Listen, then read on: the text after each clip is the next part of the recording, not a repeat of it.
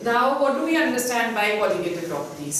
Okay, colligative properties जो है वो properties हैं जो कि सिर्फ amount of the solute के ऊपर डिपेंड करती है कि एक solution है उसमें number of moles solute के कितने हैं उसके ऊपर colligative properties डिपेंड करेगी, क्योंकि ये सिर्फ नंबर के ऊपर डिपेंड करती है और नेचर के ऊपर डिपेंड नहीं करती। हम चाहे जो भी मर्जी सॉल्यूशन ले लें, अगर हमने शुगर प्लस वाटर लिया है या हमने सॉल्ट प्लस वाटर लिया है तो it will not depend upon the nature of the solute and the solvent, it will only depend on the fact कि हमने कितना सॉल्यूट लिया है और कितना हमने सॉल्वेंट लिया है।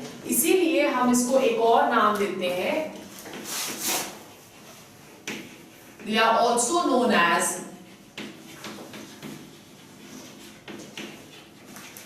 Democratic properties. जैसे डेमोक्रेसी में सिर्फ जो लीडर चुना जाता है वो चुना जाता है कि उसको कितने नंबर ऑफ वोट्स मिले, उसी के ऊपर डिपेंड करता है ना, उस पे तो डिपेंड नहीं करता कि कौन से एरिया से कितने वोट्स मिले, उस पे डिपेंड नहीं करता। तो इसलिए हम कॉलिगेटिव प्रॉपर्टीज को डेमोक्रेटिव प्रॉपर्टीज भी बुलाते हैं। ठीक है, अब ये जो कॉलिगेटिव प्रॉपर्टीज है हमने 4 डिस्कस करनी है। The first one which we are going to discuss today that is relative lowering in vapor pressure. Relative lowering in vapor pressure. Now we have come across a new term over here, vapor pressure. Before going on to the colligative property, let's understand कि vapor pressure क्या होता है। Vapor pressure को understand करने के लिए हम एक closed container ले लेते हैं ऐसे, ठीक है, और नीचे हमने बुनसन फ्लेम लगा दी और इसके अंदर हम वाटर ले लेंगे, राइट। अब जब हमने इसमें वाटर ले लिया और नीचे से हम टेम्परेचर इंक्रीज कर रहे हैं तो क्या होगा, liquid will be converted into vapour. ठीक है, सो हम बोलते हैं कि सरफेस के ऊपर इस तरह से वेपर कन्वर्ट होना शुरू हो गया है। क्लोज कंटेनर है, आपने क्लास 11 में इक्विलिब्रियम पढ़ा हुआ है, तो क्लोज कंटेनर में क्या होगा कि जितना वेपर ऊपर को चढ़ेगा इन वॉल्स को टच करके कंडेंस होके वो वापस लिक्विड में कन्वर्ट हो जाएगा। ठीक है, सो जितना लिक्विड वेपर में कन्वर्ट हो रहा है उसको हम क्या बुलाते हैं, it is known as rate of evaporation. ठीक है, और जितना वापस कंडेंस हो रहा है उसको हम क्या बुला रहे हैं,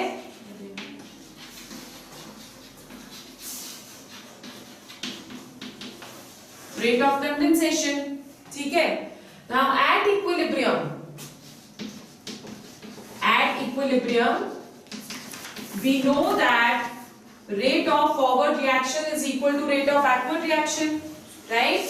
Therefore at equilibrium rate of evaporation will become equal to rate of condensation.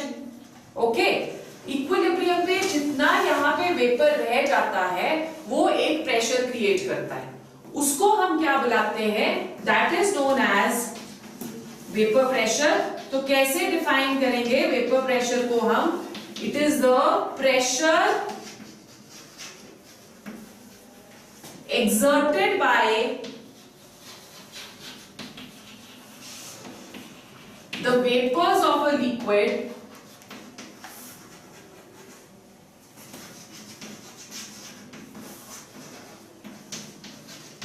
at equilibrium, right?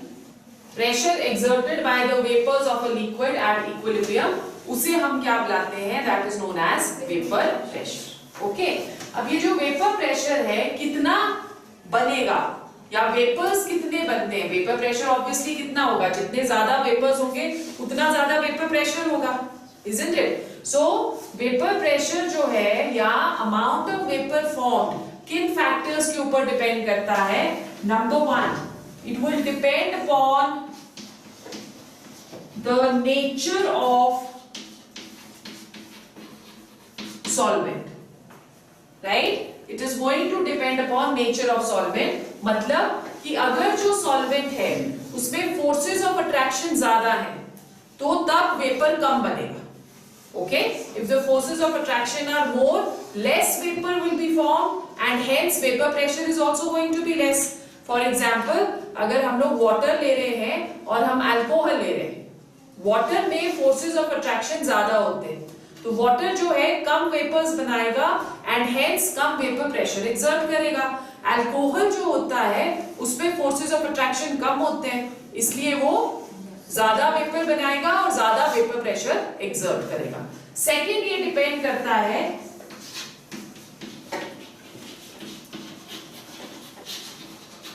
On temperature. जितना ज्यादा टेम्परेचर उतना ज्यादा वेपर, क्योंकि उतने ही वेपर ज्यादा बनेंगे ना, लिक्विड ज्यादा कन्वर्ट होगा वेपर में, उतना ज्यादा वेपर और उतना ज्यादा वेपर प्रेशर. सो टेम्परेचर इंक्रीज करता है तो वेपर प्रेशर इंक्रीज करता है. फोर्सेस ऑफ अट्रैक्शन इंक्रीज करते हैं सॉल्वेंट पार्टिकल्स में तो वेपर प्रेशर डिक्रीज करता है. ठीक है.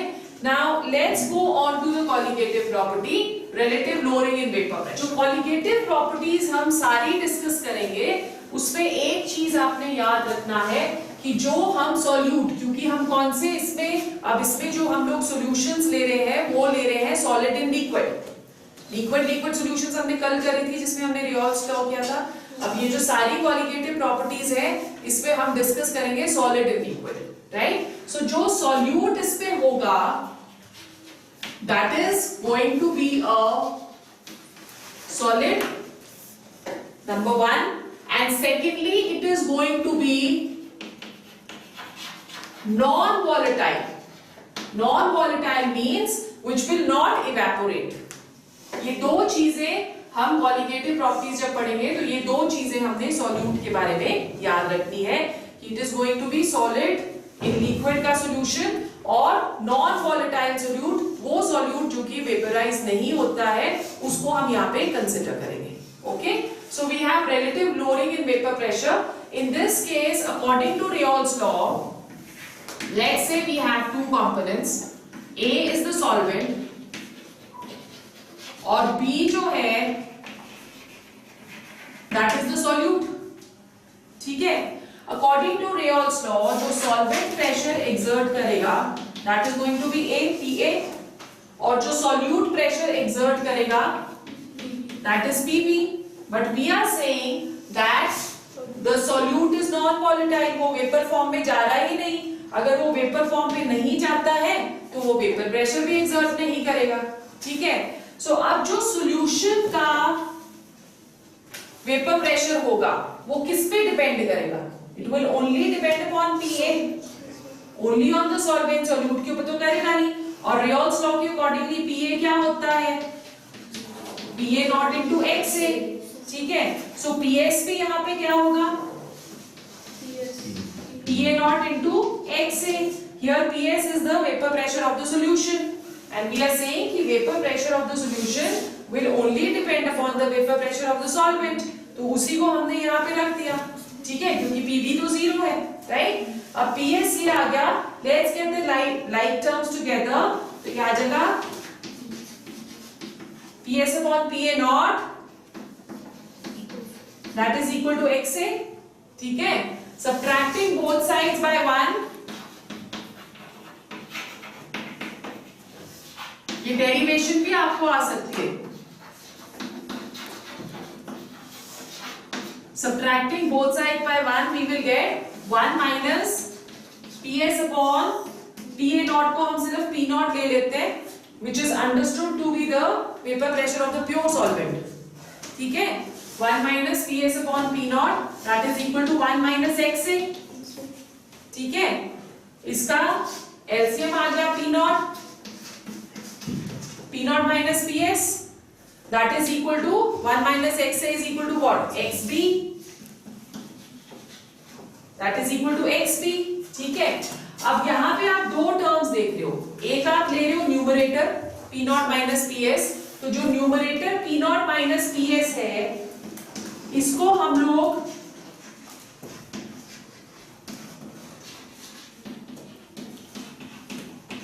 लोअरिंग इन वेपर प्रेशर बुलाते हैं.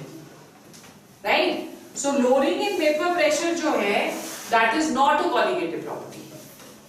lowering in vapor pressure जो न्यूमरेटर है P naught minus P S, that is not a colligative property, क्योंकि अगर आप इसको P नॉट को ऊपर ले जाओगे तो P naught minus P S सिर्फ XP के ऊपर डिपेंड नहीं करेगा, वो P नॉट के ऊपर भी डिपेंड करेगा। तो कॉलिगेटिव प्रॉपर्टीज को हमने डिफाइन किया which only depend upon the number of moles of the solute particles। ठीक है, अब ये आ गया आपका lowering in vapor pressure which is not a colligative property। Is it clear?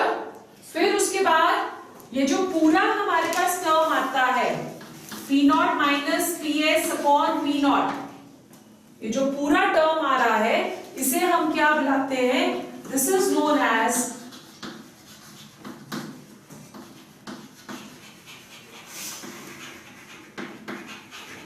relative lowering in vapor pressure।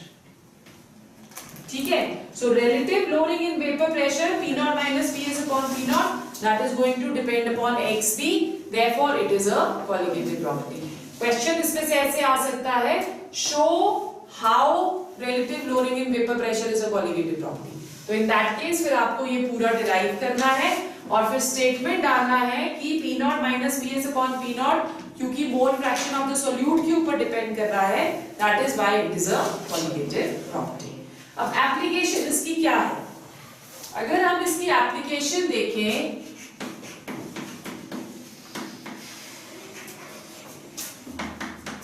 तो it helps us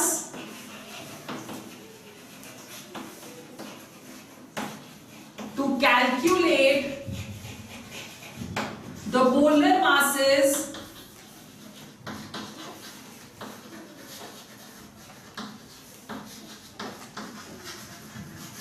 of solutes। ठीक है, let's go back to the formula P naught minus Ps upon P naught, that is equal to Xb।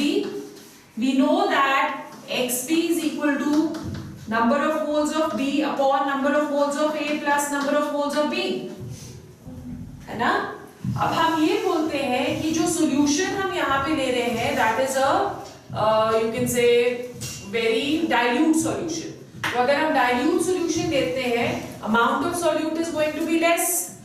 अगर amount of solute less है तो हम यहाँ पे इसको इग्नोर कर सकते हैं डिनोमिनेटर में। तो XP यहाँ पे क्या आ जाएगा, इसको हम इग्नोर कर रहे हैं, XP आ गया NB upon NA, right? So let's put the value over here, P naught minus Ps upon P naught, that is equal to NB upon NA। Now what is NB? NB is equal to WB upon MB, weight given upon molar mass। ठीक है, and what is NA? WA upon MA। so ये reciprocal हो गया।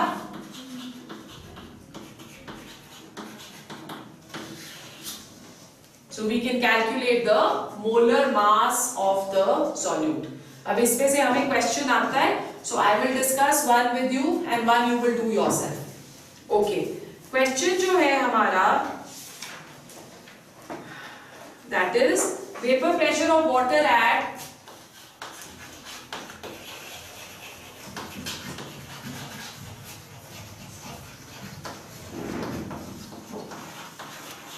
vapor pressure of water at 20 degrees Celsius is 17.5 mm of mercury। ठीक है, and lowering of vapor pressure of sugar solution and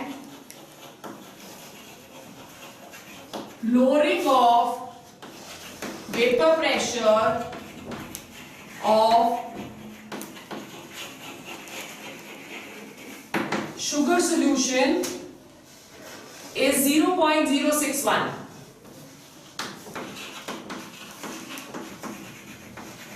is 0.061 mm। calculate number 1 relative lowering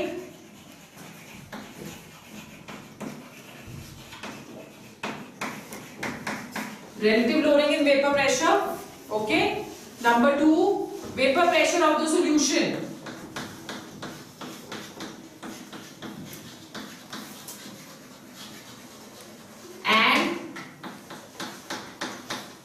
Number 3, mole fraction of sugar and water.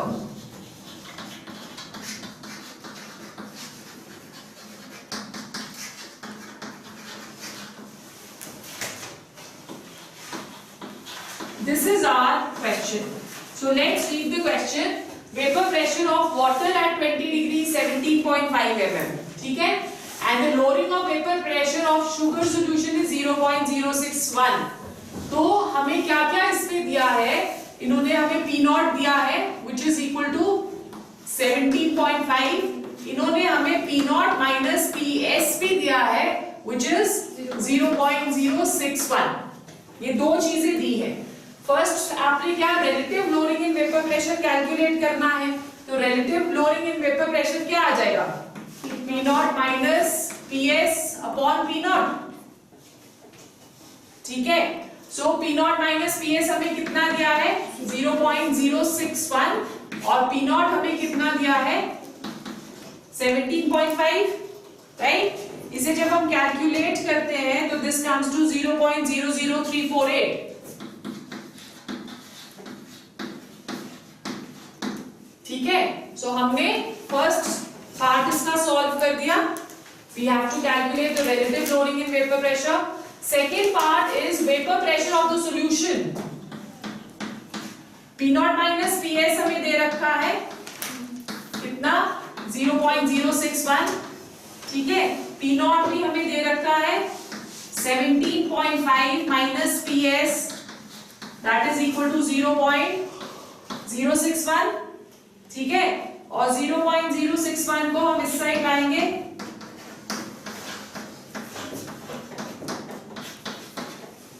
that is equal to PS. ठीक है. तो इसे जब आप calculate करते हो तो this comes to 17.439. लास्ट उन्होंने हमें क्या बोला है, to calculate the mole fraction. Now we know that P naught minus PS upon P naught that is equal to XP. ठीक है. और इसकी value P naught minus PS और P नॉट की वैल्यू 0.00348 आ रही है. सो XP की वैल्यू वही होगी, XP इज इक्वल टू 0.00348. ठीक है. और XA भी कैलकुलेट करना है, 1 minus XP. So 1 minus 0.00348. 10 take away 8 is 2, 9 take away 4 is 5, 9 take away 3 is 6, 9, 9. So 0.99652, that is XA. Have you understood?